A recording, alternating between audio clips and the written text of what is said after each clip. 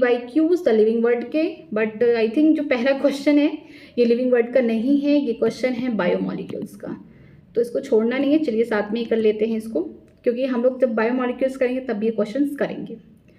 Lecithin, a smaller molecular weight organic compound found in the living tissue is example of, जो lecithin है ये इसका smaller molecular weight है, तो ठीक है, किसका एग्जाम्पल है, एक लिपिड का एग्जाम्पल है। ये कहाँ प्रेजेंट होते हैं, सेल मेम्ब्रेन में प्रेजेंट होते हैं, जिसका नाम है फॉस्फोलिपिड। ओके, नेक्स्ट चलते हैं। ये बायोटेक्नोलॉजी का आ गया, देखिए क्वेश्चन कहीं कहीं से भी आ गए इसमें। Hint second, always cut the DNA molecule at a particular point called the reorganization sequence and it consists of, जो हिंट सेकेंड है, जो हम लोग बायोटेक्नोलॉजी पढ़ेंगे तो वो बोल सकते हैं कि एक इक्वल सीक्वेंस में काटता है, ठीक है, उसका रिकॉग्नाइजेशन सीक्वेंस है, वहीं से पहचानता कि मुझे यहीं पे कट लगाना है डीएनए में, तो वो 6 बेस पेयर का होता है, ठीक है। तो इसका जो आंसर होगा वो होगा बी होगा। आगे चलते हैं।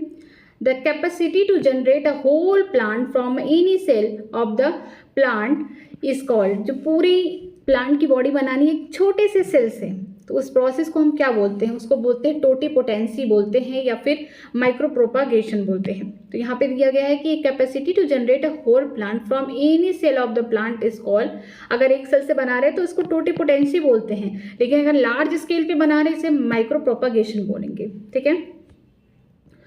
आगे चलते हैं। अभी भी हम लोग का लिविंग वर्ड का क्वेश्चन नहीं आया, ये सब फालतू क्वेश्चन है, फालतू नहीं मतलब आज के टॉपिक के नहीं है। BT toxin are the insect group specific encoded by the gene का नाम क्या है, क्राई फर्स्ट एसी। जो क्राई फर्स्ट एसी है, ये जो बीटी टॉक्सिन होता है, मतलब कि जो बोल सकते हैं कि जो इंसेक्ट्स हैं, इंसेक्ट्स को मारने के लिए बीटी टॉक्सिन बनाया जाता है, और वो भी स्पेसिफिक ग्रुप के लिए, ताकि उसे खत्म कर दिया जाए। जो जीन है उसका नाम है क्राई फर्स्ट एसी, ये सही है। BT toxin exist inactive protoxin in B thuringiensis, ये बड़ी बात सही है। However after indigestion of the insect the inactive protoxin get converted into active form due to acidic pH, wrong, that is the basic pH of the gut of the insect. ये अगर नहीं समझ में आ रहा है तो कोई बात नहीं, इसको स्किप कर देना। तो पहला क्या होगा सही, दूसरा गलत होगा, क्योंकि जो बीटी टॉक्सिन है एक बैक्टीरिया है जिसका नाम है बैसिलस थीरोजेनेसिस, उसके ही बॉडी में बनता है, बट उसके बॉडी में जब बनता है तो वो क्या होता है, इनएक्टिव टॉक्सिन होता है। और जैसे ही ये जहर कोई इंसेक्ट खा लिया तो उसके गले में जो होता है, बोल सकते हैं जो पीएच है, जो गट का पीएच है कैसा है, बेसिक है, जिसकी वजह से ये जो टॉक्सिन है, जहर है, एक्टिव हो जाता है और उस लार्वा या बोल सकते हैं उस इंसेक्ट की डेथ हो जाती है। तो पहली बात सही है, दूसरा गलत है, तो इसका आंसर सी वाला होगा। नेक्स्ट चलते हैं। The type of conservation in which the threatened species are taken out from their natural habitat and placed in a special setting where they can be protected and given a special care is called, कि ऐसी जगह बताइए कि जो threaten species हैं, जो खत्म होने वाली कगार पे, उन्हें बचाकर एक नेचुरल हैबिटेट बनाया गया, एक सेटिंग बनाई गई केयर करने की, इसे क्या बोलते हैं, बायोडाइवर्सिटी कंजर्वेशन। ये प्लांट एनिमल किसी का नहीं बोला है, और प्लस ये भी नहीं कह रहा है कि कहाँ पे है, कि उसी जगह पे बना दिया गया है जहाँ पे पहले से ही मान लीजिए जंगल के अंदर ही वो प्रॉपर सेटिंग दे दी गई है, फैसिलिटी दे दी गई है, या फिर कहीं और बनाया गया, ऐसा नहीं बताया गया। तो ये क्या होगा, बायोडाइवर्सिटी कंजर्वेशन होगा। नेक्स्ट चलते हैं। अभी भी नहीं आया लिविंग वर्ड का क्वेश्चन। आगे दिया है कैल्शियम ब्यूटेशियम, ये किसके लिए है, ब्यूटेरिक एसिड बनता है, ये हम लोग माइक्रोब्स के चैप्टर में पढ़ेंगे क्लास 12 के, ठीक है। सैक्रोमाइसिस सिर्विस, ये क्या है, ईस्ट है, मतलब इससे इथेनॉल बनेंगे। ट्राइकोडर्मा पॉलीस्पोरम क्या है, साइक्लोस्पोरिन ए है, ठीक है। स्ट्रेप्टोकोकस से क्या बने, स्ट्रेप्टोकाइनेस, क्लॉट बस्टर में काम करेगा, तो इसका जो आंसर होगा वो होगा सी होगा। नेक्स्ट चलते हैं। अब आ गया लिविंग वर्ड का, बट ऐसा आया है कि जो मुझे लगता है कि वो सिलेबस में भी नहीं है, चलिए कर लेते हैं फिर भी। Which of the following are true about the taxonomical aid की के बारे में क्या बातें सही हैं। जब ये चैप्टर में नहीं है तो इसको करना भी बेकार है। अब तक जो मैंने क्वेश्चन आगे कराए थे वो दूसरे चैप्टर्स के थे, बट वो सिलेबस में है, इसलिए मैंने कराए हैं, ये नहीं करना है क्योंकि ये टॉपिक ही सिलेबस में नहीं है आपके। नेक्स्ट चलते हैं।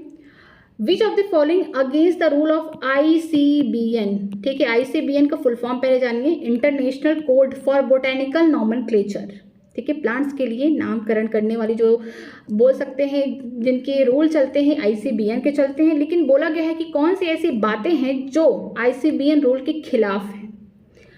Generic and species specific name are written starting with small letter, that is wrong. ठीक है। अगर हम बात करते हैं जीनस और स्पीसीज की, तो दोनों का ही अलग अलग मतलब है।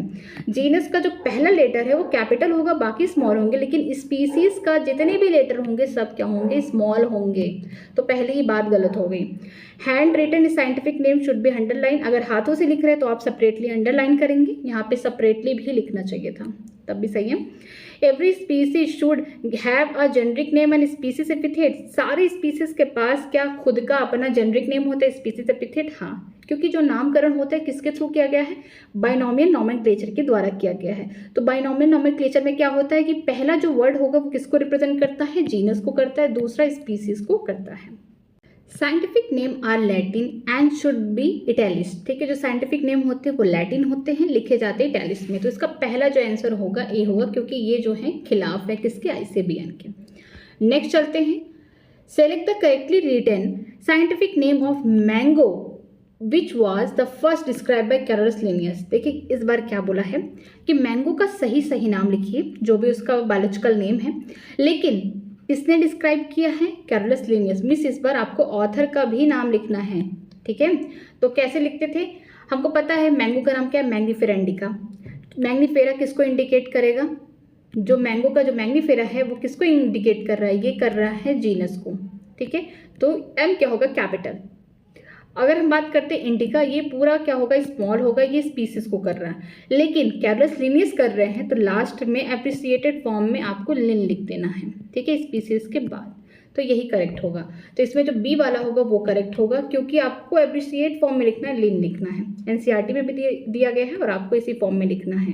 पहला वाला भी सही था, बट यहाँ पे जो कार्ड यहाँ पे लिखा है, कैरोलस का कार्ड लिखा है, ये नहीं होगा, ये सेकेंड वाला होगा। आगे चलते हैं।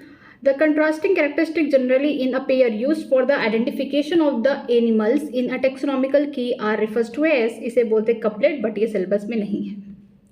नेक्स्ट चलते हैं, Which of the following has proved helpful in the preserving the pollen as a fossil? Pollen को अगर हम लोग बचा के रखना चाहते हैं एज ए फॉसिल तो किसकी वजह से रख सकते हैं, स्पोरोपोलिनिन से। ये हम लोग पढ़ेंगे सेक्स और रिप्रोडक्शन इन फ्लावरिंग प्लांट्स में।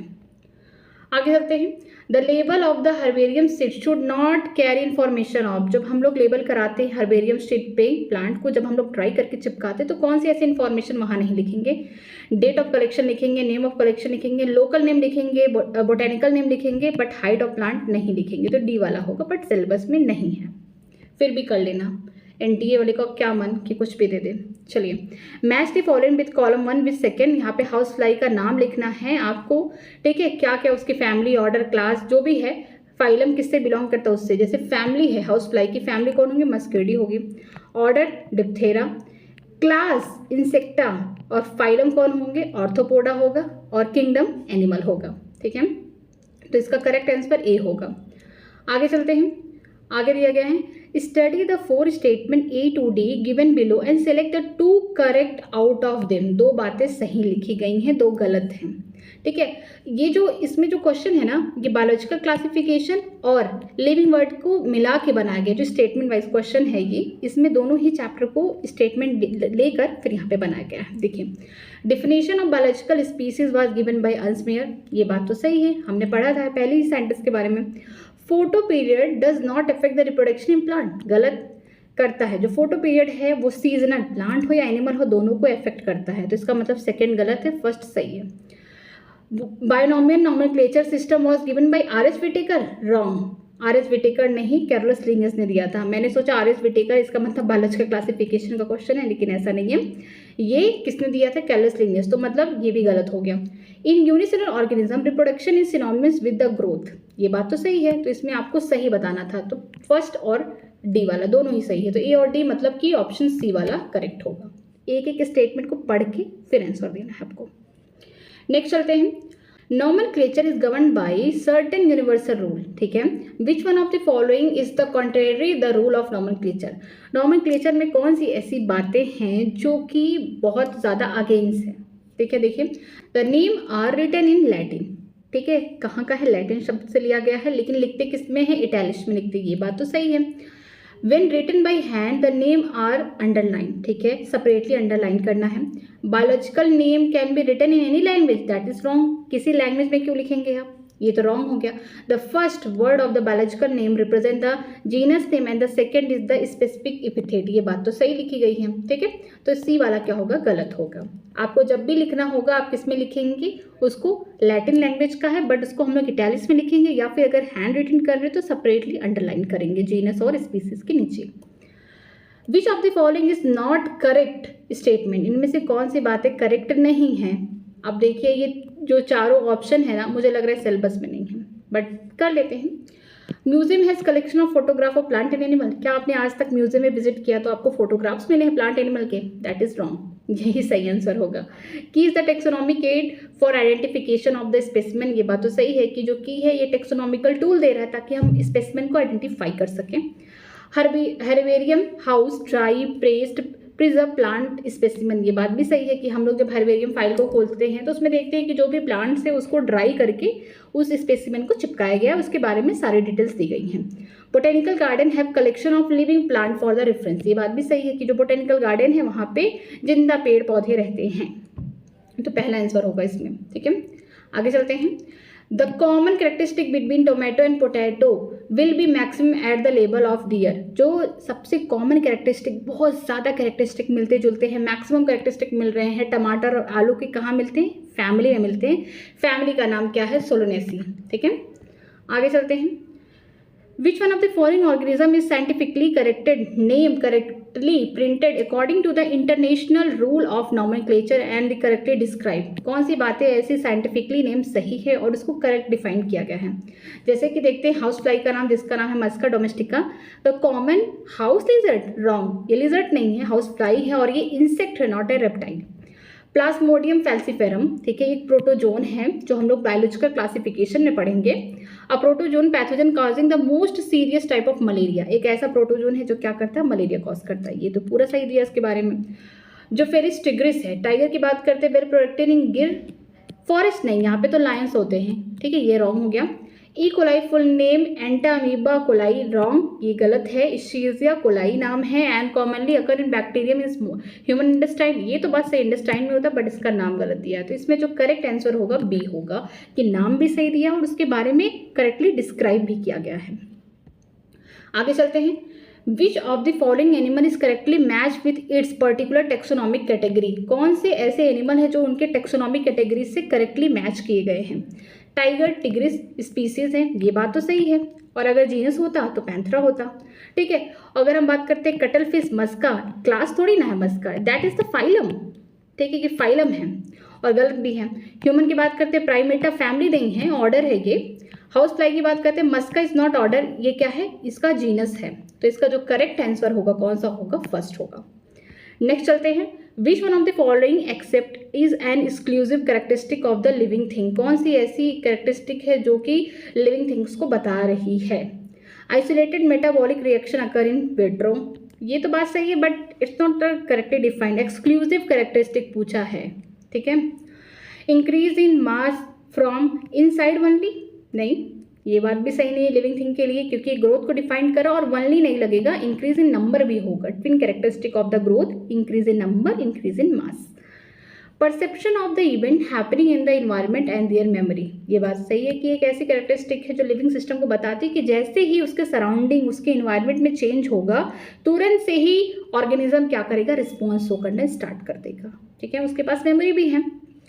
Increase in mass by accumulation of material both on the surface as well as internal, ये तो रॉन्ग है।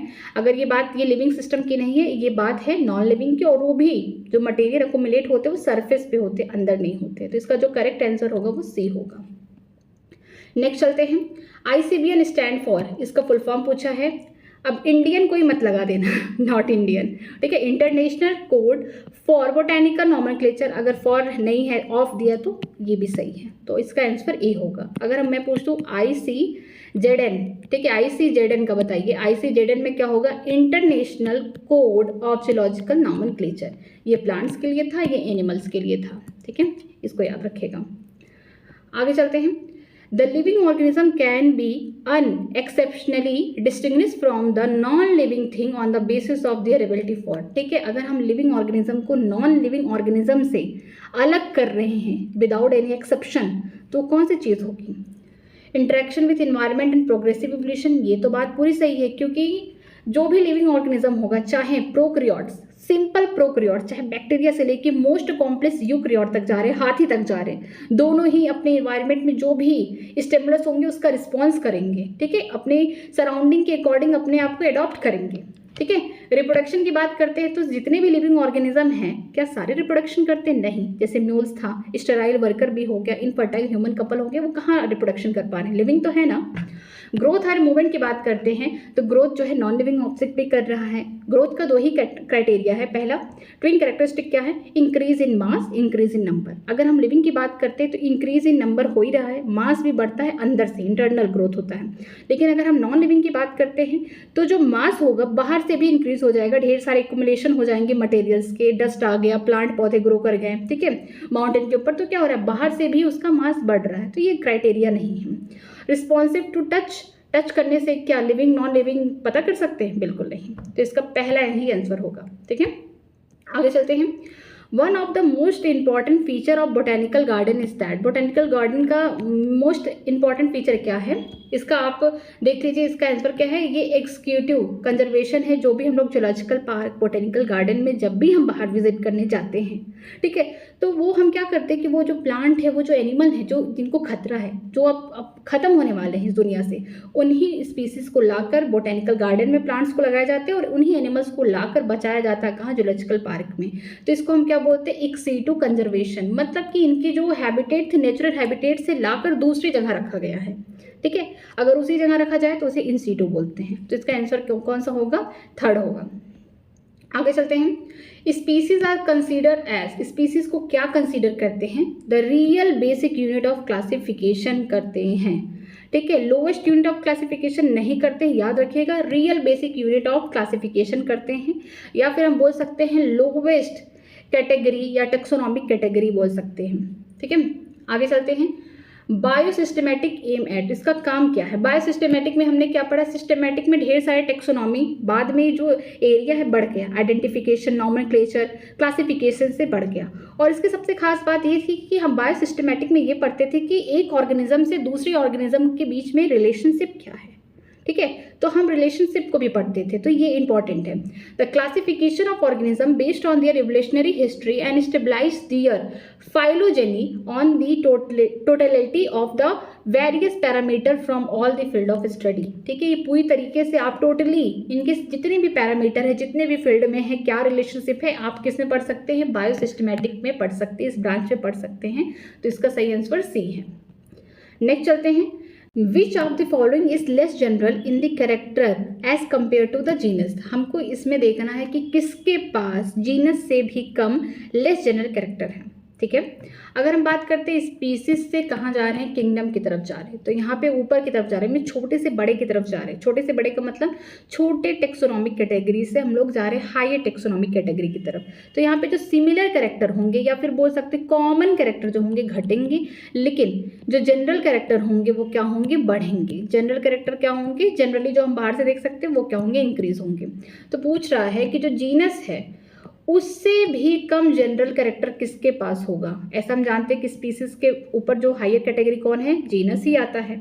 इसके बाद कौन आएगा? फैमिली आएगा। फैमिली के बाद ऑर्डर आएगा, ऑर्डर के बाद क्लास आएगा, फिर फाइलम आएगा, डिवीजन आएगा, ठीक है। फिर कौन है? किंगडम आएंगे। तो पूछ रहा है कि जीनस से भी कम किसके पास जनरल कैरेक्टर है? तो आपको दिख रहा होगा कि स्पीसीज ही हैं, ठीक है, क्योंकि हम स्पीसीज से जब किंगडम की तरफ जा रहे हैं, स्पीसीज से जब भी हम किंगडम की तरफ जा रहे हैं तो यहाँ पे जो कॉमन कैरेक्टर है या सिमिलर कैरेक्टर है वो घट रहे हैं, लेकिन जनरल कैरेक्टर क्या होंगे? इंक्रीज होंगे। तो जीनस तो बीच में पड़ रहा है यहाँ पे, तो जीनस से भी कम जनरल कैरेक्टर किसके पास है? स्पीसीज के पास है। ये इंपॉर्टेंट, ये बहुत अच्छा क्वेश्चन है। इसका आंसर ए होगा। आगे चलते हैं। The book Genera Plantarum was written by, ये जो किताब है जनरा पेंट्रम किसने लिखा था? उसका नाम है कार्लस लिनियस, ठीक है। यहाँ पे लिखा गया था कि लिनियस ने एक पब्लिकेशन टाइटल यूज़ किया था। कौन सा यूज़ किया था सिस्टमैटिक में? यही था, जनरा पेंट्रम, ठीक है। आगे चलते हैं। Tax on is the unit of the group of, tax on किसकी यूनिट या ग्रुप है? किसका है? टैक्सोनॉमी का। टेक्सॉन क्या था? एक टर्म था, जैसे हमने पढ़ा था kingdom, phylum, class, order, genus, family, ये सब क्या है? ये डिफरेंट टाइप के टैक्सॉन हैं, टैक्सोनॉमिक कैटेगरी हैं, रैंक हैं, ठीक है। किसके हैं? ये टैक्सोनॉमी के हैं, ठीक है। आगे चलते हैं। Linnaeus is credited with, Linnaeus को किस चीज़ का क्रेडिट दिया जाता है? इन्होंने कौन सा ऐसा काम किया है जिनको लीनियस को याद करना पड़े हम लोगों को? बताइए, हम लोगों ने क्यों याद कर रहे हैं? बाइनोमियल नॉमेनक्लेचर, ये बात तो सही है, उन्हीं की वजह से आज जितने भी प्लांट एनिमल जिनका भी नामकरण हो रहा, नॉमेनक्लेचर हो रहा, वो बाइनोमियल नॉमेनक्लेचर के थ्रू हो रहा है। बाइनोमियल नॉमेनक्लेचर में 2 शब्द होते हैं, 2 वर्ड यूज होते हैं, पहला जीनस को रिप्रेजेंट करता है, दूसरा स्पीसीज को, तो ए वाला आंसर सही होगा, ठीक है। आगे चलते हैं। Sequence of taxonomic category is, यहाँ पे सीक्वेंस बताना है। टेक्सोनॉमिक कैटेगरीज का मतलब यहाँ पे दिया गया है, जैसे कि कहाँ से स्टार्ट कर रहे हैं, हम बोल सकते हैं कि हायर टेक्सोनॉमिक कैटेगरीज है। जितने भी हायर टेक्सोनॉमिक स्पीसीज क्या है, लोवेस्ट टेक्सोनॉमिक कैटेगरी है। क्लास, फाइलम, इम्पॉसिबल, ठीक है। पहले तो कौन आता है? किंगडम आएगा, फिर फाइलम या फिर डिवीजन, फिर कौन आएगा? Class, order, family, genus and then species. अगर ट्राइब की बात की जा रही है तो फैमिली और जीनस के बीच में ही कौन आएगा? सब बोल सकते हैं, सब कैटेगरी कौन है? कि ट्राइब है, ठीक है। तो पहला तो गलत हो गया। डिवीजन, अगर प्लांट्स की बात करते हैं, division, class, family, tribe, order, that is wrong. पहले कौन आएगा? क्लास के बाद ऑर्डर आएगा, फिर फैमिली आएगी। Division, class, order, family, tribe, genus की और फैमिली के बीच में ट्राइब आ रही है। जो ट्राइब है ना, ये सब कैटेगरी है। फिर ये कौन है? स्पीसीज हो गया, तो इसका सबसे करेक्ट आंसर सी वाला होगा। लास्ट में देखते हैं, phylum, order, class, tribe, tribe यहाँ नहीं आएगा, ट्राइब, फैमिली और बोल सकते हैं कि जीनस के बीच में ही आएगा। तो ये जो करेक्ट आंसर होगा ये सी वाला होगा। आगे चलते हैं। आगे क्वेश्चन दिया है, the term phylum was given by, जो टर्म फाइलम है किसने दिया था? हैकल ने दिया था, इसको आप याद कर लीजिएगा। नेक्स्ट चलते हैं। ए ग्रुप ऑफ प्लांट और animal with similar trade off any rank is, जो ग्रुप ऑफ प्लांट और एनिमल है अपना सिमिलर ट्रेड दिखा रहे एक साथ किसी रैंक पे, उसे क्या बोलते हैं? टैक्सॉन बोलते हैं। टैक्सॉन, इस रैंक का नाम क्या है? टैक्सॉन है, या फिर बोल सकते हैं कैटेगरी, टैक्सोनॉमिक कैटेगरी बोल सकते हैं, ठीक है। आगे चलते हैं। बेसिक यूनिट और smallest taxon of taxonomy classification is, सबसे बेसिक यूनिट टैक्सोनॉमी की कौन सी है, या सबसे छोटी टैक्सॉन कौन सा है? वो कौन होगा? स्पीसीज होगा, ठीक है। Linnaeus involve a system of nomenclature, Linnaeus ने कौन से सिस्टम ऑफ नॉमेनक्लेचर इस्तेमाल किया था नामकरण के लिए? वो कौन सा है? बाइनोमियल नॉमेनक्लेचर है, सी वाला। आगे चलते हैं। The term new systematic was introduce by, ये टर्म न्यू सिस्टमैटिक किसने इंट्रोड्यूस किया था? इसका आंसर जो होगा वो होगा जूलियन हेक्सले ने किया था, ठीक है। जो चीज़ें आउट ऑफ एनसीईआरटी उसे आप लर्न कर सकते हैं, जैसे कि आउट ऑफ एनसीईआरटी। आगे देखते हैं। Static concept of the species was put forward by, जो स्टैटिक कॉन्सेप्ट, स्टैटिक का मतलब होता है कि रेस्ट में है, ठीक है। किसने दिया था ये जो कॉन्सेप्ट है स्पीसीज का? लीनियस ने दिया था। बट अगर पूछा जाए ओरिजिन ऑफ स्पीसीज को किसने डिस्क्राइब किया था? ओरिजिन ऑफ स्पीसीज को किसने डिस्क्राइब किया था? वो थे अर्न्स मेयर, ठीक है, ये इंपॉर्टेंट है, वो अर्न्स मेयर थे, ठीक है। अगर स्टैटिक कॉन्सेप्ट ऑफ स्पीसीज पूछा जाएगा तो वो कौन होंगे? लीनियस होंगे, ये इंपॉर्टेंट है, ठीक है। अब स्लाइड खत्म हो चुकी है, आज ये चैप्टर पूरी तरीके से खत्म हो चुका है। मैंने स्टार्टिंग में इंट्रोडक्शन दिया था साइंटिस्ट के बारे में, चैप्टर को पूरी एक एक लाइन हर एक चीज़ आपको समझाया, साथ में मैंने समरी भी कराई, और जितने भी PYQs थे, इस बारी तो नहीं आया मुझे लग रहा क्वेश्चन इसमें से, लेकिन जितने भी PYQs हैं वो सब कवर करा दिए हैं। बाकी मैं 2025 का PYQ इसलिए नहीं करा रही हूँ, तो शायद अभी हो सके रीनीट होने के चांसेस हैं कई जगह, बट लास्ट में उसको भी मैं अलग से एक दिन में पूरा करवा दूंगी, ठीक है। किसी भी जगह अगर आपको डाउट है, कहीं पे भी डाउट है, तो कमेंट सेक्शन में ज़रूर कमेंट करिएगा। कोई प्रॉब्लम है, और इसका PDF आपको मेरे टेलीग्राम चैनल पे मिल जाएगा। तो मेरा टेलीग्राम चैनल ज्वाइन करने के लिए वीडियो के डिस्क्रिप्शन बॉक्स में लिंक दिया होगा, या फिर आप मेरे चैनल के लिंक से ही आप ज्वाइन कर सकते हैं, ठीक है। जो मेरा चैनल है न्यू अकेडमी, वहाँ पे भी आपको डिस्क्रिप्शन बॉक्स में लिंक दिया गया है टेलीग्राम का, आप वहाँ से भी ज्वाइन कर सकते हैं। कोई भी प्रॉब्लम हो आप मुझे कमेंट सेक्शन में कमेंट कर सकते हैं, टेलीग्राम पे भी पूछ सकते हैं, जैसे भी हो सके आप मुझसे पूछिए, मैं आपकी पूरी तरीके से आंसर देने की कोशिश करूँगी, ठीक है। अगर वीडियो अच्छी लगी हो तो प्लीज़ लाइक करिएगा, हो सके अपने फ्रेंड को भी शेयर करिएगा। आज के लिए इतना ही, चैप्टर द एंड हो चुका है, अब आप सब चीज़ पढ़ के रिवाइज करिए, कोई प्रॉब्लम हो ज़रूर पूछिए। Thank you very much.